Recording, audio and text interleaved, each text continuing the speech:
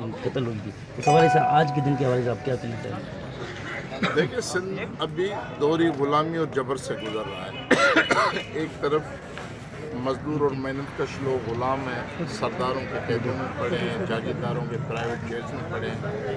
دوسری طرف عورتیں ہیں جو دوری غلامی میں زندگی بسر کرتی ہیں. ان کو نہ معیشت کے معاملے میں برابر کا حق ہے، جبکہ عورت مرد کے برابر کام کرتی ہے.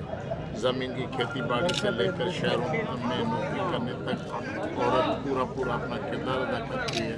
لیکن یہاں عورت کو ذاتی جنس سمجھا جاتا ہے کہ وہ اپنی پراپرٹیز تصور کرتے ہیں کہ یہ عورت میری ہے، میں چاہوں سے جیسے بکری کو کان سے پکڑ کر بیچا جاتا ہے یا ذبح کیا جاتا ہے، اس طرح عورتوں کو یہ اپنے ذاتی تکراروں میں اور قبائلی تکراروں میں گاجر اور مولی کی طرح کاٹتے ہیں اور بے بس عورت جو ہے وہ خالی کر کے پانی کرتے ہیں.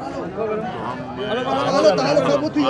حوالے سے میں اظہار یکجہتی کے طور پہ عورت کی آزادی کا مطالبہ کرتا ہوں اور برابری کا مطالبہ کرتا ہوں کہ سماج میں عورت اور مرد کا رتبہ برابر ہونا چاہیے.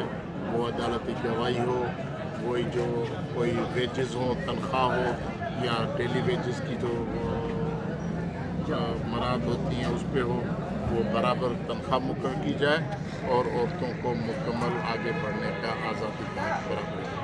ڈاکٹر صاحب یوم مادر وطن کے موقع پہ قوم پرستان کے گروہ کے پلیٹفارم کو جاتی